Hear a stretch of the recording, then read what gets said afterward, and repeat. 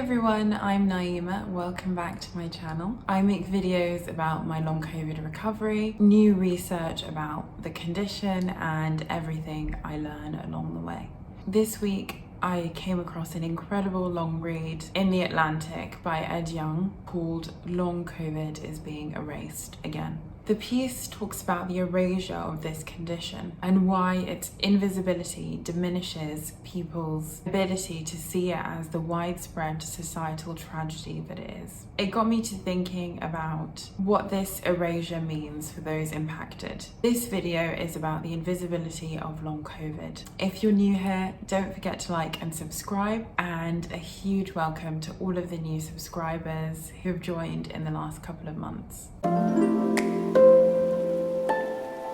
What is long COVID? Well, it is a multi-system condition that develops during or after a COVID-19 infection and continues for more than 12 weeks without another explanation. It usually presents with a cluster of symptoms that overlap, fluctuate, change over time, and can affect any body system. Really, long COVID consists of several distinct conditions. It can include post-ICU syndrome, post-viral fatigue syndrome, ME/CFS, postural orthostatic tachycardia, and others. There are over 200 symptoms, and some of the most common are fatigue, cognitive dysfunction, muscle aches, shortness of breath, and chest pains. It's very difficult for us to know exactly how many people have been impacted by this condition. Some estimates believe that 10% of COVID-19 cases lead to long COVID, and that by that metric, there are about 65 million people around the world with this condition. But others believe that the number lies somewhere above 100 million, and even that could be conservative given the fact that so many of these symptoms are difficult to explain and attach to this condition. Part of the invisibility of this illness lies in something very simple. There isn't one single test to diagnose long COVID. Instead, your doctor may refer you to do individual tests to better understand your symptoms. Many of these tests come back normal or inconclusive, which makes it very difficult to pinpoint why you're feeling as bad as you are. Given that this is a new condition, many healthcare providers do not know what tests to do or what to measure. And some people don't even know that they have long COVID, given the mix of symptoms that don't appear to mesh together into one neat diagnosis. The challenges that long haulers face are not visible to those around us. We appear healthy on the outside. We might look a bit tired, but that's about it. Comments like "you look great" or "you look healthy" only serve to highlight that long COVID is a challenge that we face alone.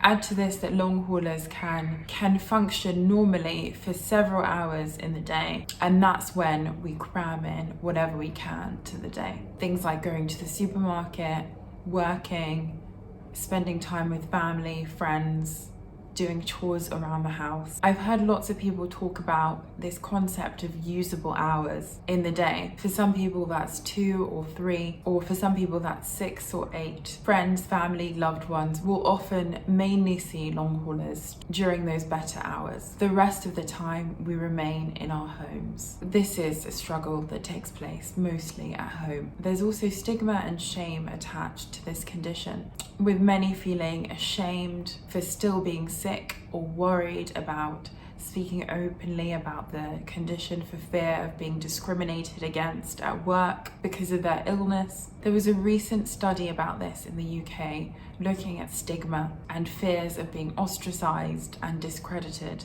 The study showed that these feelings drive people underground and away from health services and can contribute to psychological distress and compromise long-term health outcomes. It can also obscure the number of people who are still suffering but who are no longer seeking help from medical professionals for fear of not being listened to or being dismissed.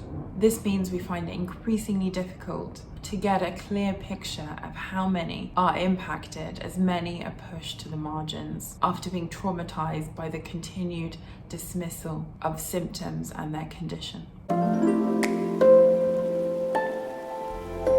So how can we address the invisibility of long COVID?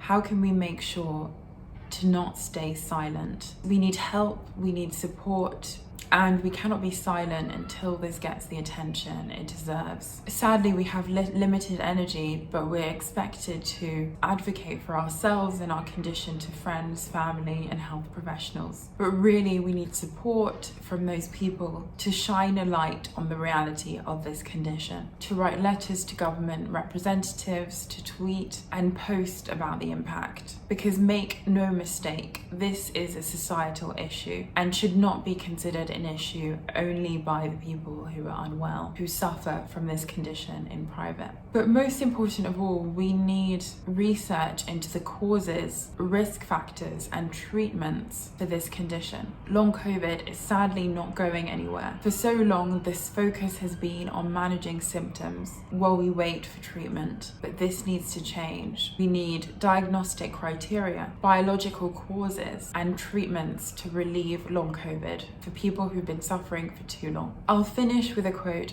from Laura Malden, the disability sociologist, who argues that the US is primed to discount long COVID's experiences because the country's values, exceptionalism, strength, and self-reliance have created what she calls the myth of the able-bodied public. We cannot accept that our bodies are fallible or that disability is utterly ordinary and expected. We go to great pains to pretend as though that is not the case. If we believe that a disabling illness like long COVID is rare or mild, we protect ourselves from having to look at it. And even though this quote is about the US, I think it speaks to a real sense that I get within our society that we don't want to necessarily have these uncomfortable conversations about the repercussions of this illness. But I firmly believe that we cannot stay silent for something as important as this that is impacting so many people. Thank you for watching. I'll see you in my next video.